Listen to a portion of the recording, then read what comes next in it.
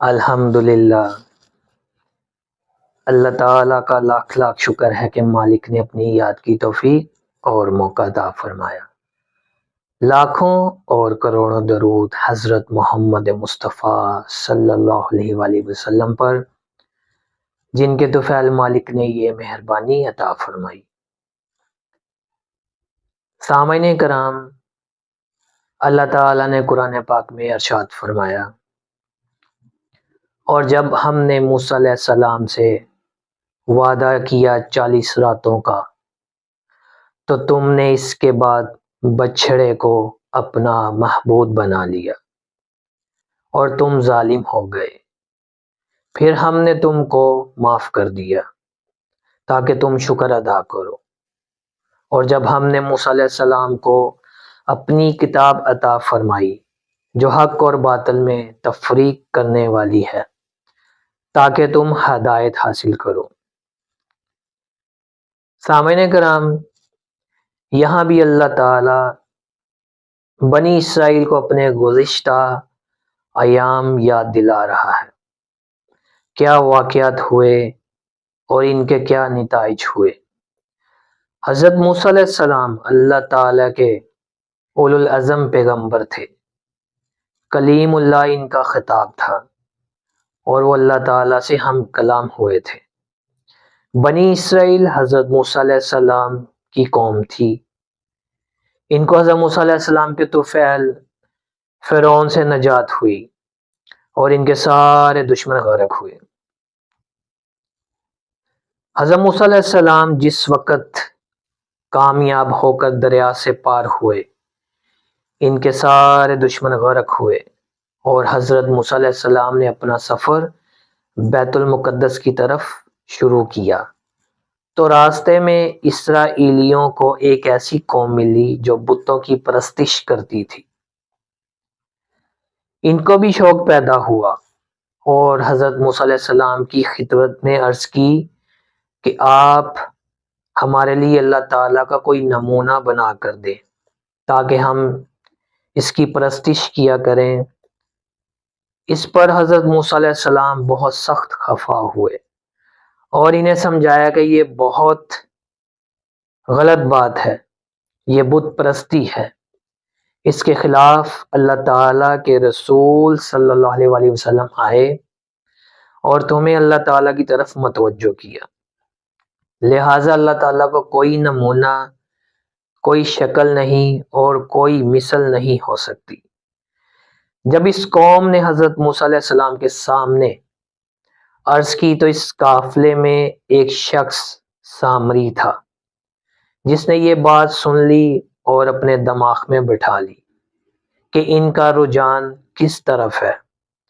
یہ شخص بنی اسرائیل سے نہیں تھا بلکہ یہ سامرا قوم کا تھا، اس کا نام یحییٰ تھا، اور منافقت سے اس قوم کے ساتھ چل رہا تھا، کیونکہ وہ سمجھ گیا تھا کہ حضرت موسیٰ علیہ السلام اللہ تعالیٰ کے پیغمبر ہیں، نجات اور فتح انہی کو ہوگی، لہٰذا فرعون سے ہٹ کر ان کے ساتھ چلنے میں مجھے فائدہ ہے، اور وہ ساتھ چلتا رہا۔ جس طرح میں نے پہلے بیان فرمایا کہ جبرائیل علیہ السلام کی سواری کے سموں کے نیچے سے اس نے مٹھی لے کر رکھ لی تھی۔ پھر حضرت موسیٰ علیہ السلام کی قوم آگے چل کر حضرت موسیٰ علیہ السلام کی خدمت میں عرض کی کہ آپ اللہ تعالیٰ کی بارگاہ میں کوئی ایسا قانون ہمیں لے کر دیں کہ جس کے مطابق ہم اپنی زندگیاں بسر کریں۔ اس پر حضرت موسیٰ علیہ السلام نے اللہ تعالیٰ کی بارگاہ میں عرض کی۔ اللہ تعالیٰ نے فرمایا، اگر یہ چاہتے ہو تو کوہ طور پر آ جاؤ اور 40 دن کی عبادت کرو۔ چنانچہ حضرت موسیٰ علیہ السلام اس حکم کے مطابق چل پڑے۔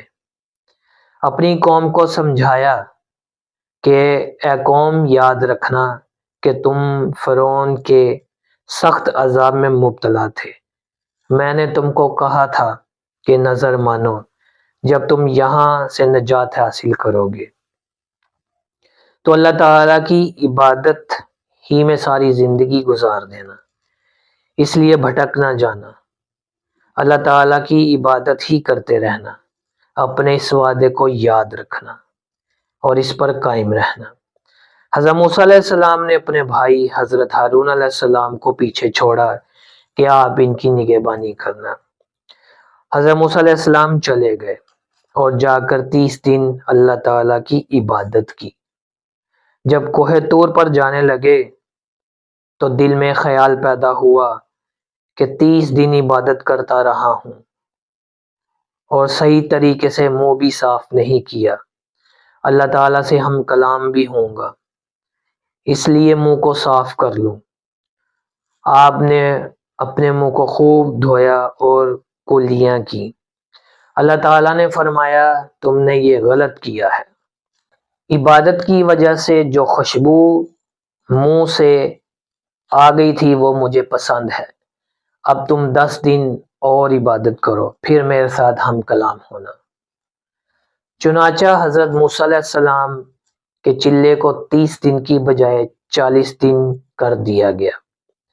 جب 40 دن مکمل ہو گئے تو حضرت موسیٰ علیہ السلام کو تورات عطا فرمائی گئی جو 7 تختیوں پر مشتمل تھی۔ اس عظیم تحفے کو لے کر جب وہ واپس آئے تو انہوں نے دیکھا کہ ساری قوم بگڑ چکی ہے۔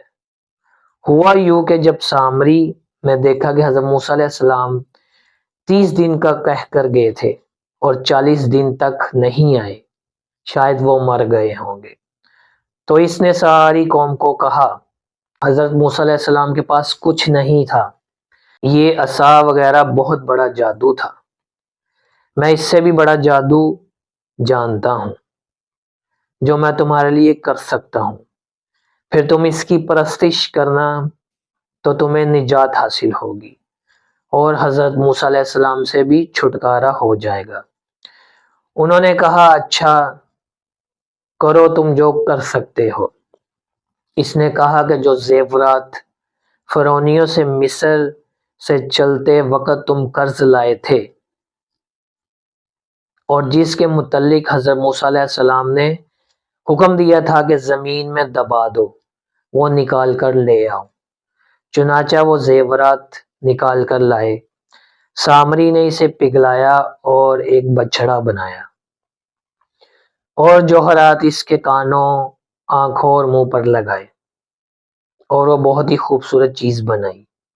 اس کے اندر وہ مٹی رکھ دی جو جبرائیل علیہ السلام کی سواری کے پاؤں کے نیچے سے اس نے سنبھال کر رکھی تھی، جس کی برکت سے اس بچھڑے نے بولنا شروع کر دیا۔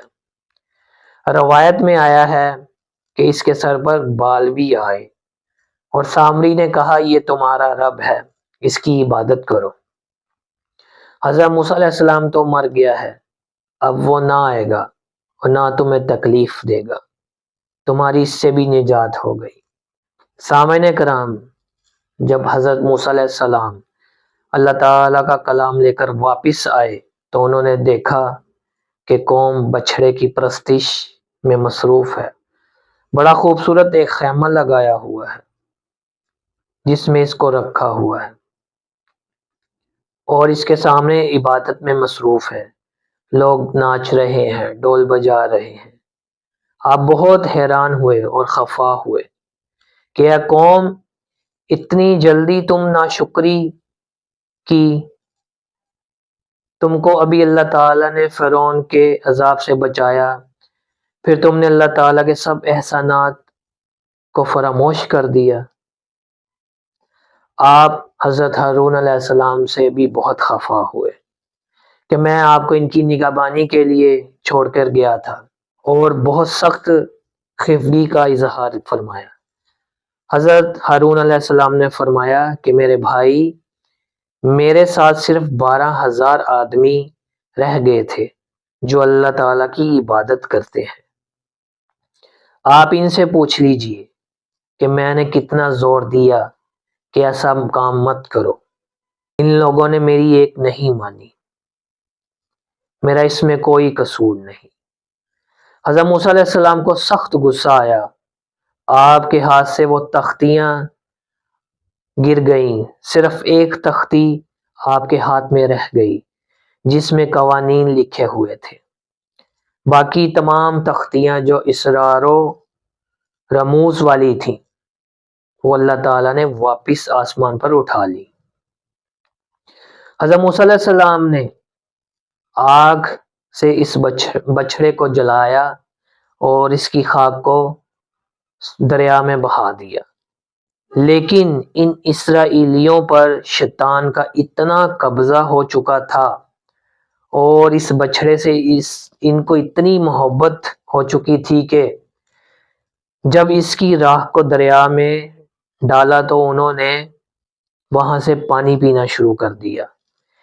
اس حرکت کی وجہ سے اللہ تعالیٰ کا عذاب نازل ہونا شروع ہو گیا۔ جوں جوں وہ پانی پیتے رہے ان کے ہونٹ زرد سیاہ ہوتے گئے، پیٹ پھول گئے اور وہ مرنا شروع ہو گئے۔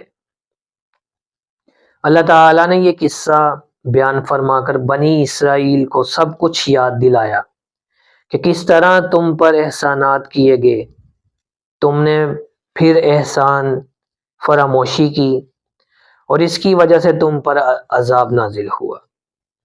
اللہ تعالیٰ نے جو قصہ فرمایا وہ ساری مخلوق کے لیے ہے، مخاطب بنی اسرائیل کو کیا گیا۔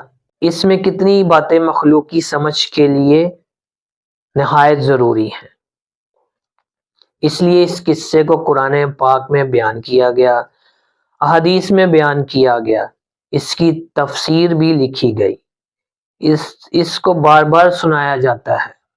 ایک دن حمام میں ایک دوست کے ذریعے مجھے تھوڑی مٹی ملی جس سے خوشبو آ رہی تھی۔ میں نے پوچھا کہ اے مٹی، کیا چیز ہے تو؟ مشک ہے یا عنبر ہے تجھ سے اس قدر خوشبو آ رہی ہے؟